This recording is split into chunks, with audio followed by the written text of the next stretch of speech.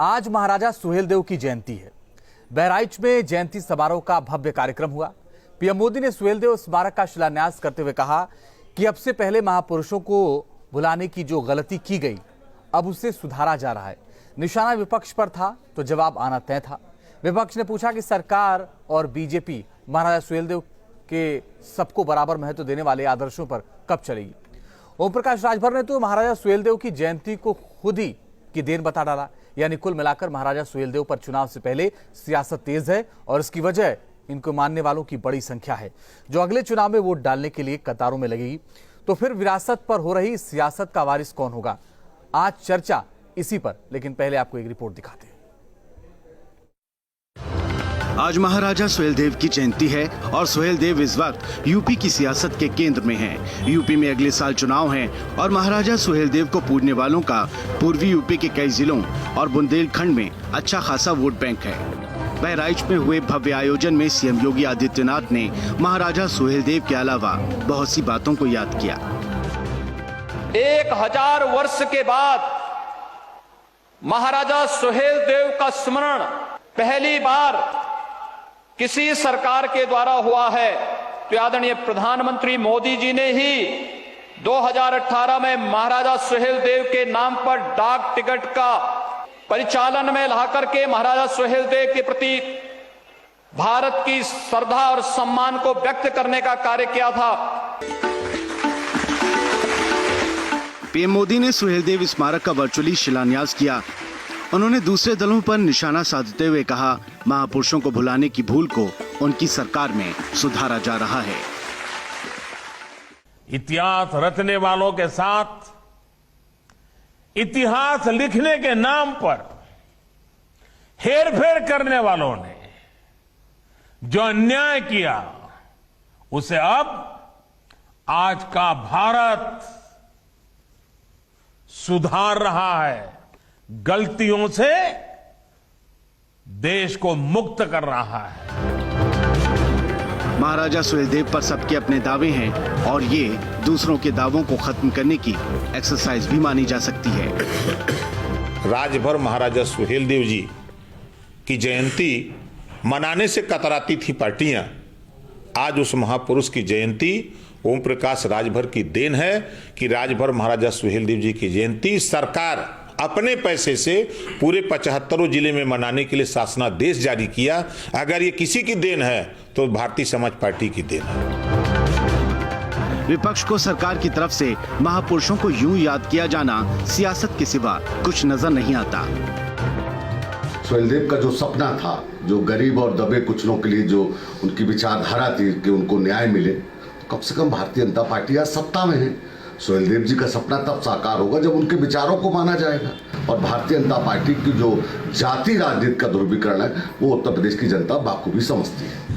देश में महापुरुषों का सम्मान होना चाहिए और महापुरुषों को याद करना चाहिए। उसके साथ साथ महापुरुषों के बच्चों का भी सम्मान होना चाहिए जो बेरोजगारी से आत्महत्या कर रहे हैं। साथ साथ किसानों का, जो महापुरुष के बच्चे, उनका भी सम्मान होना चाहिए। 80 दिनों से ज्यादा धरने पे बैठे हैं। महापुरुषों पर सियासत का चलन कोई नया नहीं है, लेकिन इस चलन में क्या वोट की शक्ल में भी किसी को कोई फायदा मिल पाएगा, ये तो वक्त बताएगा। Team news state. और इसी पर बात करने के मेरे साथ हरीशचंद्र श्रीवास्तव जुड़ रहे हैं, प्रवक्ता भारतीय जनता पार्टी के। डॉक्टर उमाशंकर पांडे जी जुड़ रहे हैं मेरे साथ, प्रवक्ता हैं कांग्रेस के। अनुराग भदौरिया मेरे साथ जुड़ गए हैं, समाजवादी पार्टी के राष्ट्रीय प्रवक्ता। आप सभी का बहुत बहुत स्वागत है। मेरे साथ उमाशंकर राजभर जी थोड़ी देर में जुड़ जाएंगे, एसबी का पक्ष रखेंगे। अनुराग भदौरिया, पहला सवाल आपसे, किसने बुलाया महापुरुषों को? महापुरुषों को बुलाने वाली भारतीय जनता पार्टी है, इसमें कोई दो राय नहीं है। आप महापुरुषों को याद करो, अच्छी बात है, करना चाहिए, सभी याद कर रहे हैं। लेकिन आप महापुरुषों को तो याद करते हो, लेकिन महापुरुषों के बच्चों के साथ क्या हो रहा है? क्या आपने कभी महाराज सुहेलदेव जी ने सोचा होगा कि हमारे जो आने वाली जनरेशन है वो हमारे अधिकार के लिए, जिस अधिकार को दिलाते दिलाते उन्होंने देखा होगा उन्होंने किस तरह से हराया था लोगों को, और आज वही किसान धरने पे बैठा है। वो 200 किसानों की 150 किसानों की मौतें हो जा रही है, उनको अधिकार सरकार नहीं दिला पा रही है।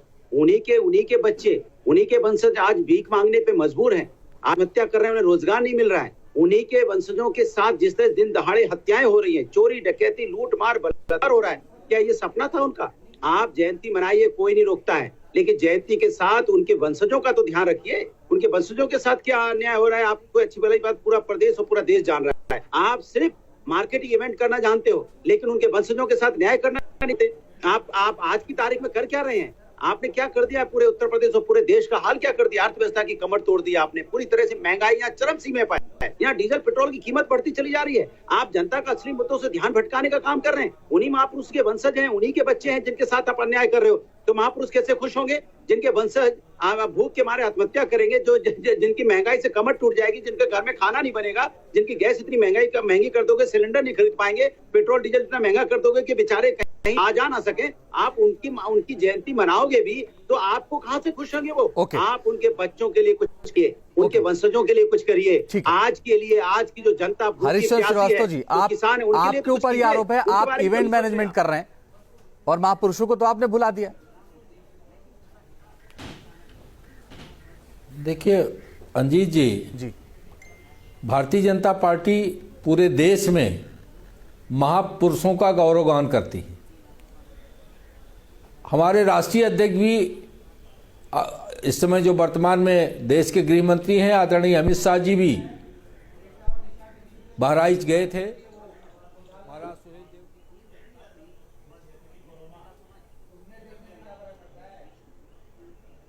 हरिचंद जी, आपको जो भी महापुरुष हुए जी, जिनका इस राष्ट्र जीवन में योगदान है जी, जिनका इस राष्ट्र जीवन में योगदान है, उन सब महापुरुषों का गौरवगान भारतीय जनता पार्टी का यशस्वी नेतृत्व करता है, सबका अभिनंदन करता है और सबका वंदन करता है।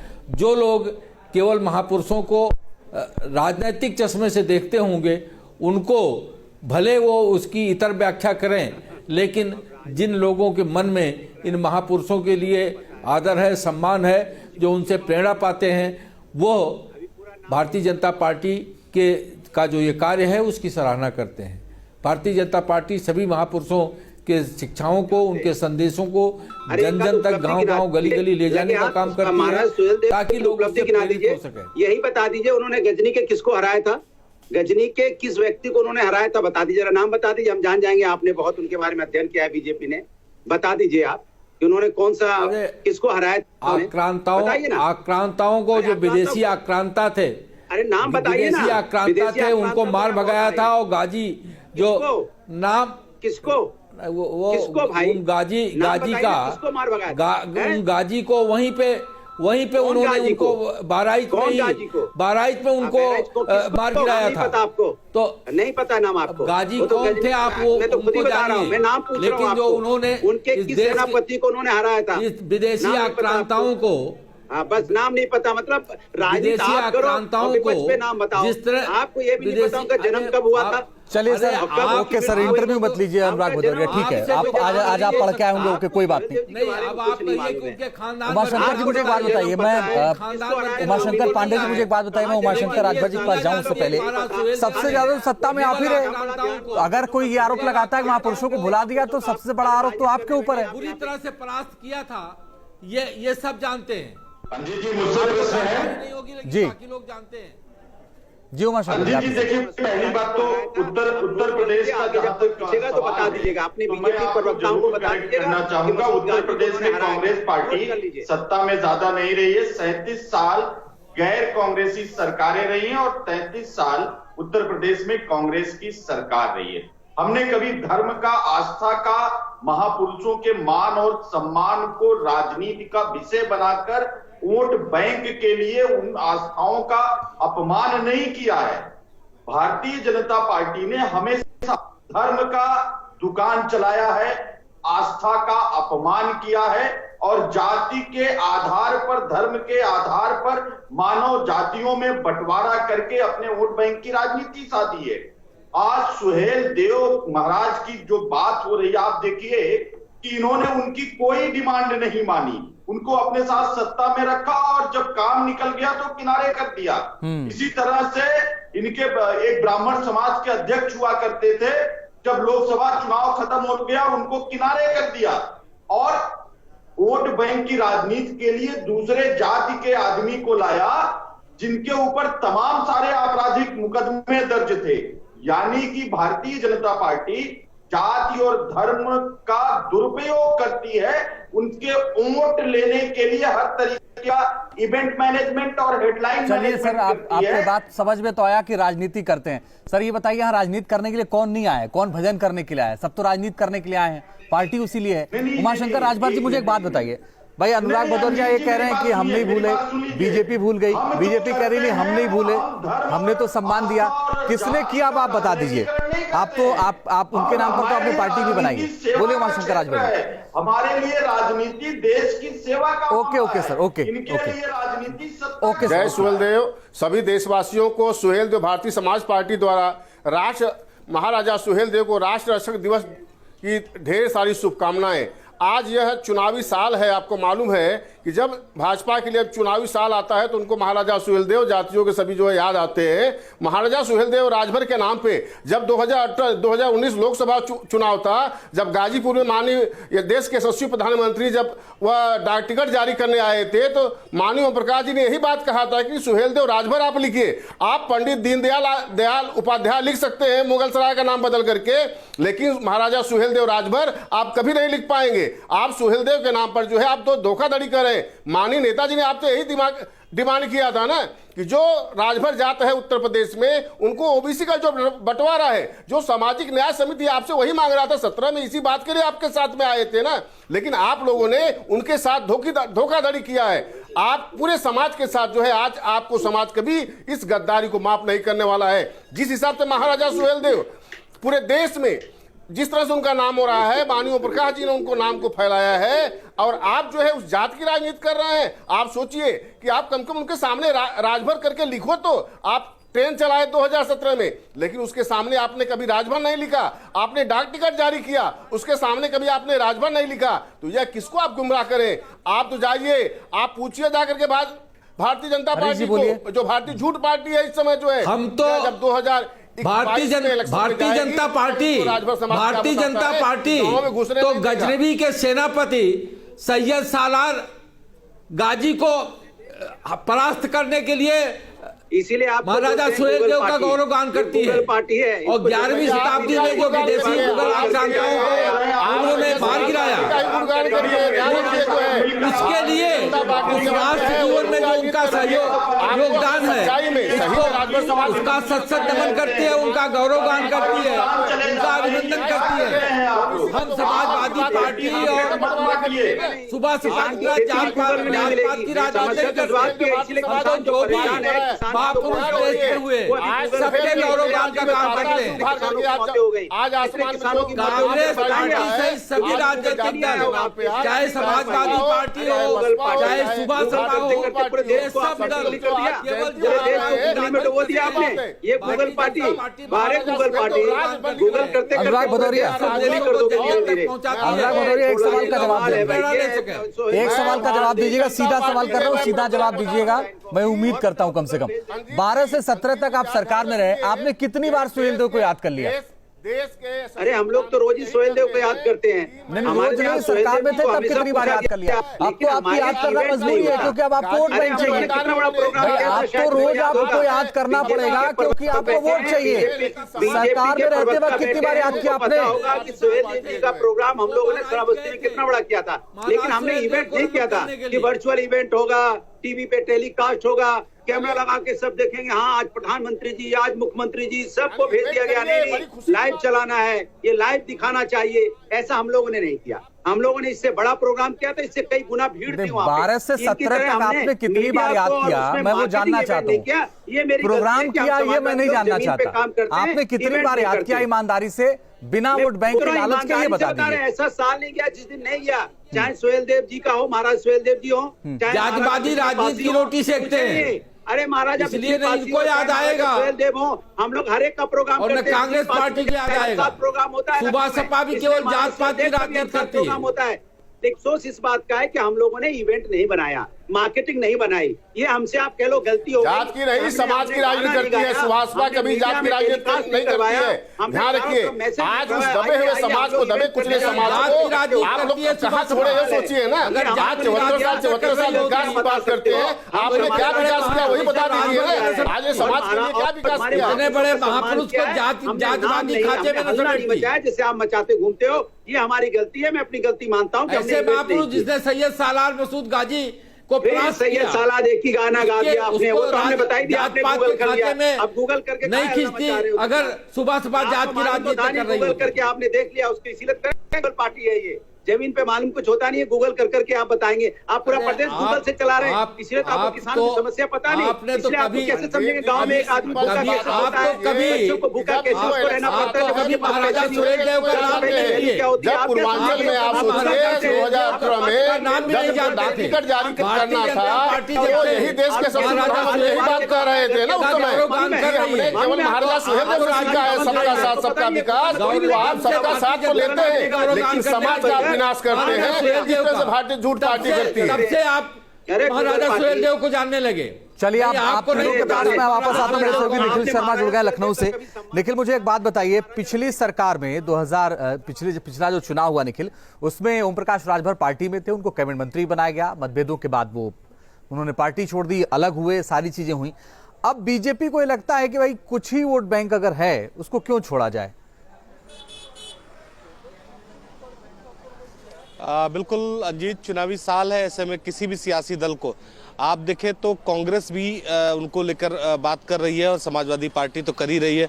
तो ऐसे में बीजेपी क्यों ना करे? चुनावी साल है तो ऐसे में सभी राजनीतिक दल अब इस बात की तरफ आकर्षित हो रहे हैं कि आखिर कौन कौन से मुद्दे हैं, कौन कौन से ऐसे पहलू हैं जिनको छूकर अपना वोट बैंक बढ़ाया जा सकता है। समाजवादी पार्टी भी इससे पहले 5 साल सरकार में थी और उसके बाद अब बीजेपी सरकार में है। सुहेलदेव के लिए कितना काम किया समाजवादी पार्टी ने और कितना काम किया बीजेपी ने। कांग्रेस के पास तो कोई मुद्दा ही नहीं, चूंकि वो तो कहती है बहुत साल से कांग्रेस सरकार में है ही नहीं, सत्ता में है ही नहीं।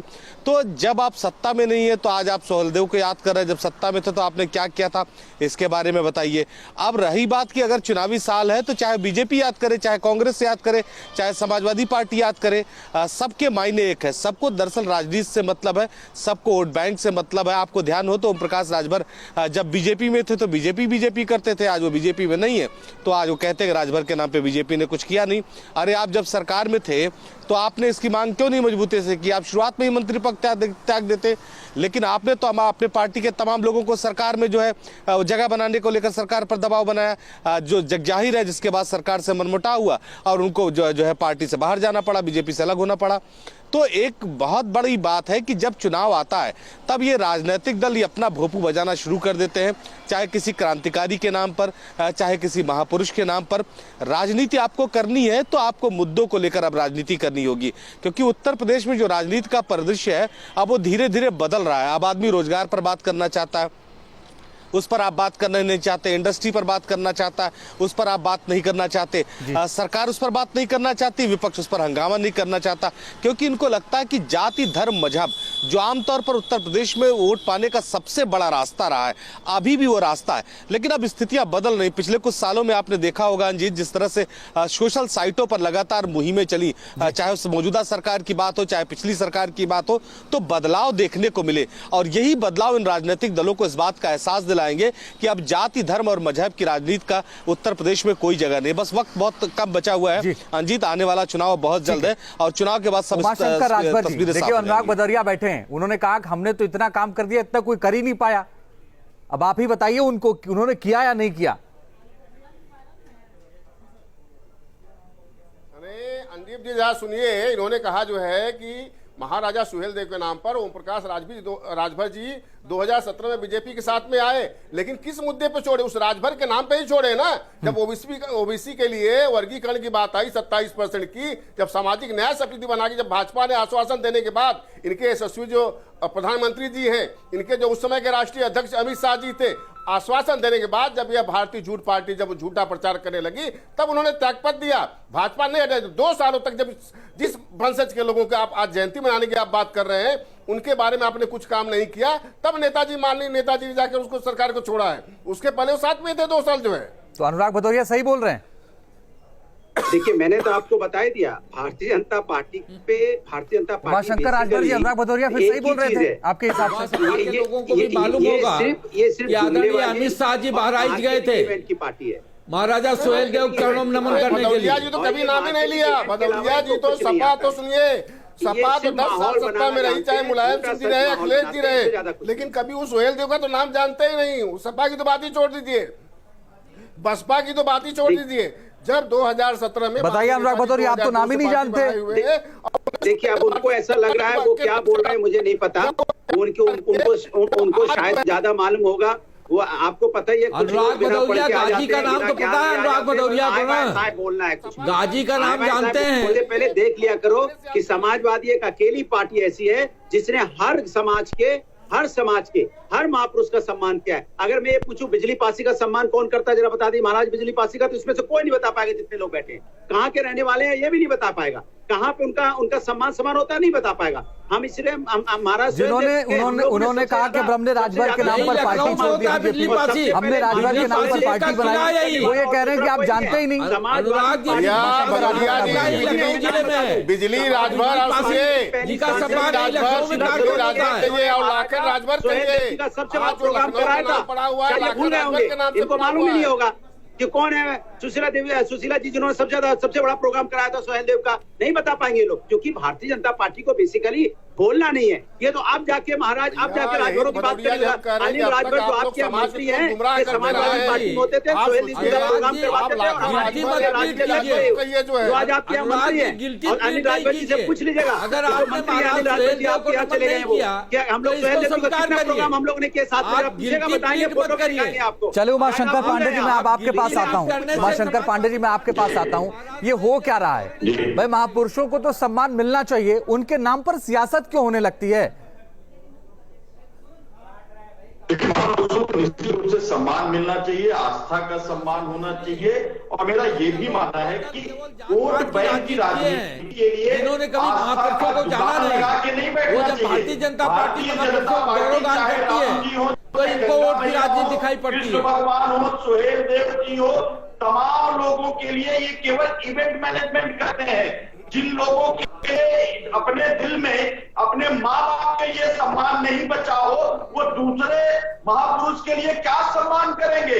सबसे बड़ी विडंबना यही है कि जिन लोगों ने अपने परिवार को नहीं समझा, विश्वासघात किया, आज वो दूसरे लोगों को न्याय दिलाने के लिए इवेंट मैनेजमेंट की बात कर रहे हैं। अगर इनमें जरा भी नैतिकता थी, मैं पूरे ओबीसी समाज के लिए कह रहा हूं, सामाजिक